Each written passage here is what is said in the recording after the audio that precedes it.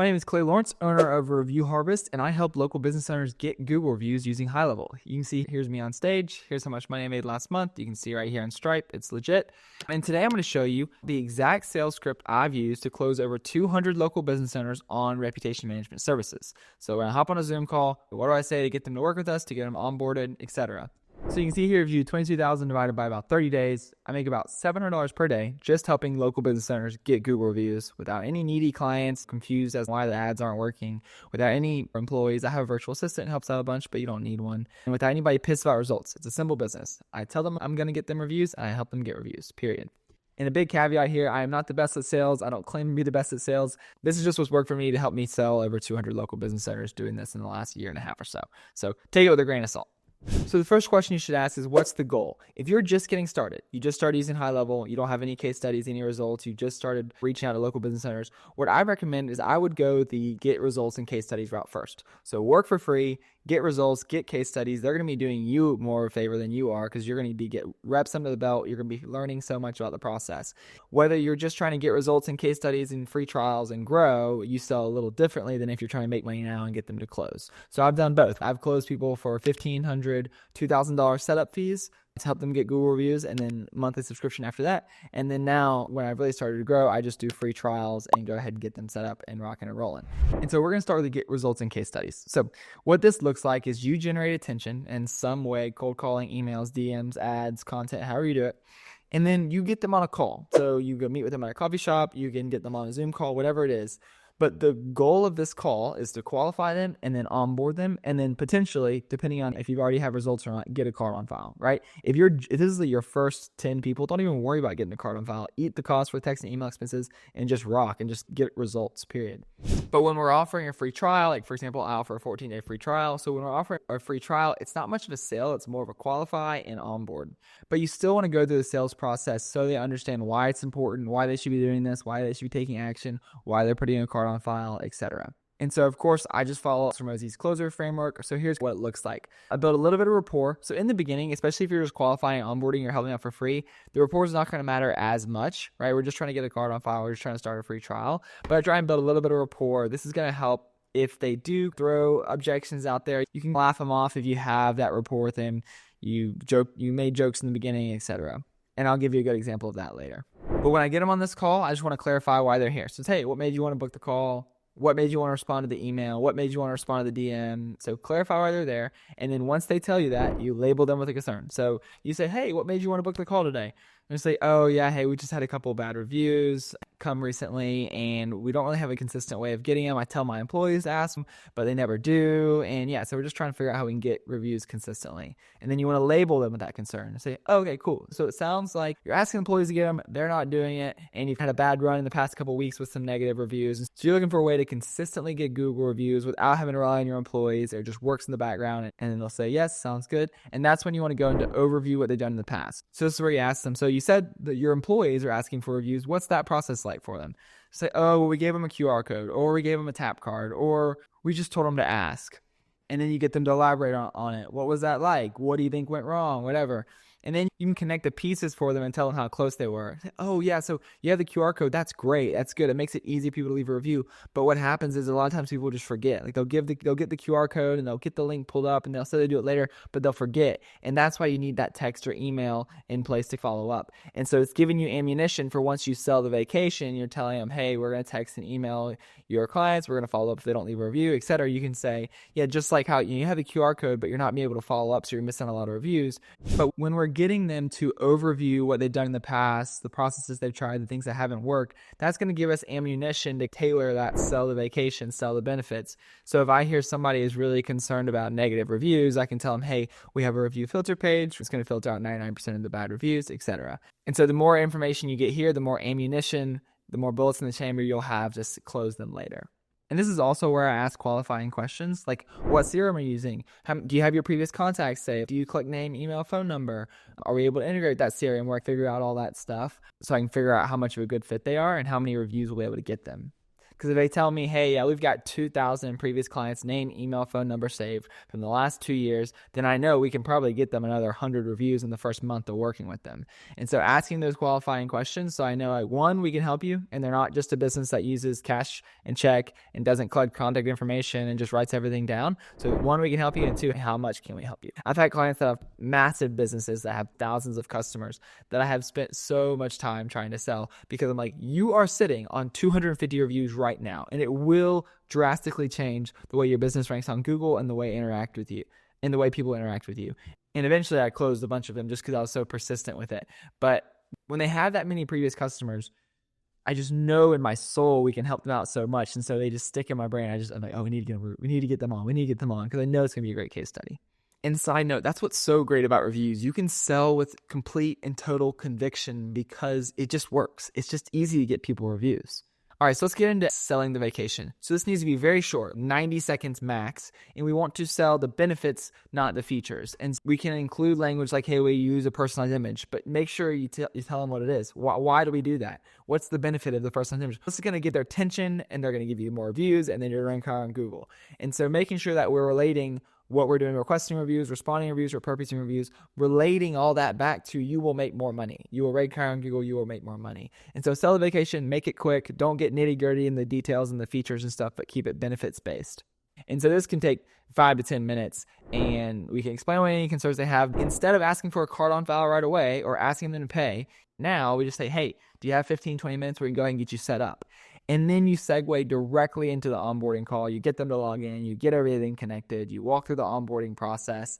And then at the very end, if you are trying to get a card on file, if not, you can just go through and start getting results. But if you're trying to get a card on file, just say, awesome, we got everything set up. Just so we can go ahead and launch your account, we need to get a card on file. And they're this close to the end zone, right? They're this close to scoring a touchdown, or this close to figuring out how many reviews they're going to get, whatever.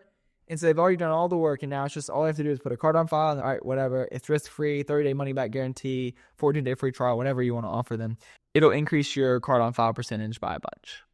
So the second way is the make money now. So if you're wanting to charge a setup fee, if you're wanting to charge upfront, no trial, there's going to be a lot of friction between like you getting leads and getting people results. And so the reason why we still do a free trial and get stuff set up is because we know we can help so many people, and we know it's only going to take us an hour or 2 hours to get it set up. So instead of arguing on the phone to get them to pay for an hour, we'd rather just get them set up in an hour and start getting them results so they can pay us later.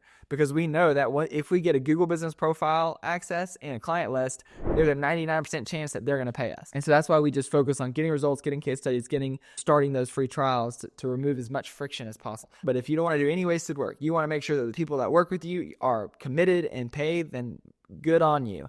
And so here's the process that when I was doing it that way, here's the process that I would walk through. So same thing, generate attention, convert on a sales call, and then book an onboarding call after that, after you get paid on that sales call. So same exact process here, but we're going to emphasize a lot more on rapport. So spend more time trying to build rapport, find some stuff in common, spend a couple minutes on it just to get to the point where you're comfortable enough with them where you can make jokes and call them on their BS, for lack of a better term. So what you want to do is clarify why they're there. So same situation here. Hey, what made you book the call? What made you respond to the email? What made you respond to the DM? What's going on?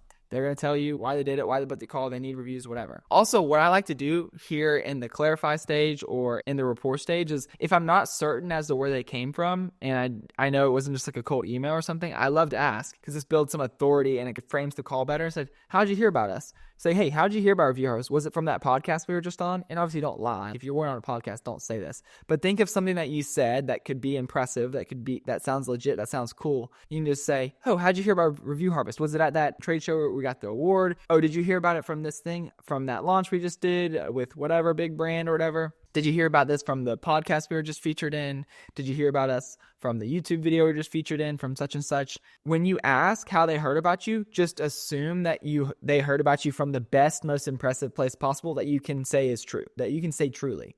And if you do that, it's going to frame the call. Whether they found you from there or not, it doesn't matter. They just now know that you were on a podcast. So it frames your business as more of an authority on the call. And if you're worried about getting on a podcast, it's so easy. Just reach out to people that have podcasts. They want to have people on. So then you can just always say, oh, did you hear about us from that podcast? We had a couple people find us from that way. And then boom, you framed yourself as more an authority for that call. So another big tip here is make sure that they are not trying to control the call, because since we're just selling reviews, we'll have a lot of people that think they know everything and they just want to push you around, make you answer the questions they want answered, and they'll hop on the call and say, okay, how much is it? What do you do? What are the features? What's the contract? Whatever. You want to make sure you control the call, and just by like, you're the one asking the questions, right? Like you don't want them to be asking questions, you just answering, because then they're controlling the call. And so when I do get somebody aggressive, like just asking questions or whatever, I say, I'm normally just like, yep, it depends on your business. So what about X? And then I ask them a question, what CRM do you use, whatever, and try and get back into asking questions and making them answer it, and then just get on a roll that way. So don't let them push you around. Once again, I'm not the best at sales calls, but you just want to make sure you're controlling the call, because anytime I have let people hop on and just push me around and ask me 10, 15 questions and I just answer them, I don't know if I ever sold them, because okay, yeah, sweet, I got all the information now, I'll get back to you, and they just forget. And so it's our job to, one, control the call and then help them make a decision, because humans just want to keep kicking the can down the road. And if this is a free trial or if we're just trying to get them to pay, it's our job to help them decide. Another thing I like to do, especially if you're not sure if this is a one-man band, a small business, big business, whatever, is ask and say, okay, cool, hey Jeremy, are you the owner of business? And I normally ask that when I'm pretty sure they are the owner, right? If it's just a home service business, one-man band, I'm like, okay, they're pretty sure it's the owner. And then after they say, yes, I am the owner, then you can jokingly say, okay, sweet, so you call the shots, you make the decisions around there, right? And then they'll be like, yes, of course. And so now what happens is, if later on in the call, if they're like, oh, I need to talk to my wife, I need to talk to such and such, I need to talk to whatever, then if you built enough rapport and you already have that commitment from earlier that they're the one that calls the shots and make decisions, you can poke fun and be like, wait, hold on, I thought you said that. I thought you said you call the shots around there. I thought you said the owner. What's going on? You can't put your card on file. You can't put $100 down for a money back guarantee or whatever you're asking them to do. But if you have that rapport and you have that answer and you have that information from earlier, you're able to use that at the end of the sale to get them over the edge, to go ahead and get the card on file, go ahead and get them to pay for the first month of the setup fee or whatever you're trying to do. And then so same situation, label them with a concern. So once they clarify why they're there, you label them concern. Okay, cool. Sounds like you haven't gotten any Google reviews in 8 months. The CRM you're using has a feature to request reviews. It's just not working. So walk me through that feature. What is it sending out? Is it sending out an email? Is it sending out a text? So now we're going into overview, what they've done in the past. Overview, what's currently going on. And yeah, it's just an email. It's just like a Google review link at the bottom of the invoice. It's not really working. They do have a text function, but I feel like it doesn't actually work. I think it's just like a boring text. I think it's confusing, or it makes them wait to respond or whatever. And so we're just asking clarifying questions. Okay, tell me about that. Okay, why does it do that? Okay, did your employees know that's how it works? Just keep getting them to go over what's wrong with the process. And then from there, you have a clear understanding of the bullets in the chamber that you can use to help tailor the sell the vacation to what they're emphasized on. So if they're really concerned about certain things, you can tailor the sell the vacation and the benefits that way. Then once again, sell the vacation, focus on benefits, keep it less than 90 seconds. For what we do is we request reviews, we respond to reviews, we repurpose reviews. Those are 3 R's. Keep it simple. Elaborate on it a little bit. How's all that sound to you? And they'll say good, bad, ask questions, whatever. And they say, awesome, here's our pricing, money back guarantee, 14-day trial, $299 a month, upfront, setup fee, whatever you're doing. The most common one I get is, oh yeah, I need to talk to such and such about it. Or, hey, yeah, let me think on it, or whatever. Just watch a million Alex Ramosi sales videos. He's got overcomes to all these objections. But if somebody says they need to think about it or whatever, I totally understand. Google reviews are important. You shouldn't take this decision lightly. A lot of times I feel like it just takes more information and the right information to make a decision, and not necessarily time, because once again, if you build rapport, you can go to the whole Alex Ramosi thing. Because let's be real, you're not going to go home, sit in a rocking chair, light up a cigarette and think, should I work with Review Harvest? That's what he walks through for that objection overcome. And so you can do some version of that, and you're like, oh, what's going to happen is you're going to get off this call, you're going to have to go pick up Johnny from soccer practice, you're going to have to mow the yard, life gets busy, and you're going to forget. And so I feel like it probably is just going to take some more information. So what's your biggest concern? And then you just ask them, what's the biggest concern? My biggest concern is that people are going to get annoyed that they're getting texts and emails. And then you say, no worries. We can set it up to where they only get 1 text, 1 email. If they respond or click the link at any point, they will not receive any more communication, and make it non-invasive, whatever. And try and figure out why they're wanting to kick the can down the road. Once again, I'm not the best with objection overcomes. And honestly, when we're just doing the free trials and just the setup, if like people have more than 5 or 6 questions and they're like, I need to think about it, I'm just like, okay, cool. Because they're probably not going to be a great client anyway. And I'm like, we're doing it for free. And I should be better about that. I should do a better job of trying to get someone call. But I'm not going to hard sell somebody just to get a card on file so we can do the work to get them reviews. I'm just like, no, it's not. I'm not going to do that. But maybe I should. That's probably a limiting belief that's making me less money. Who knows? But anyways, and then once they make the decision, you just reinforce their decision. Like Alex Mosey, make sure you have a good, clean handoff. Tell them exactly what they're going to do. Hey, after this call, you're going to get an invite for the onboarding call. There's going to be a checklist of a couple things we're going to go over. You don't have to do anything for it. And then we're going to do this, that, and the other. We're so stoked. We're happy to get your reviews. Just reinforce that decision that they made.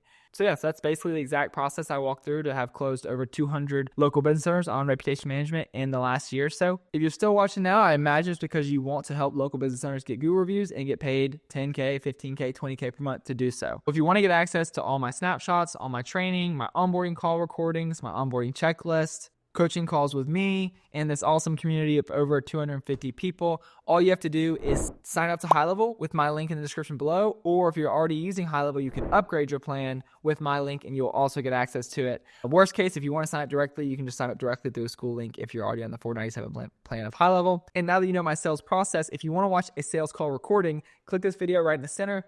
I think you'll like it.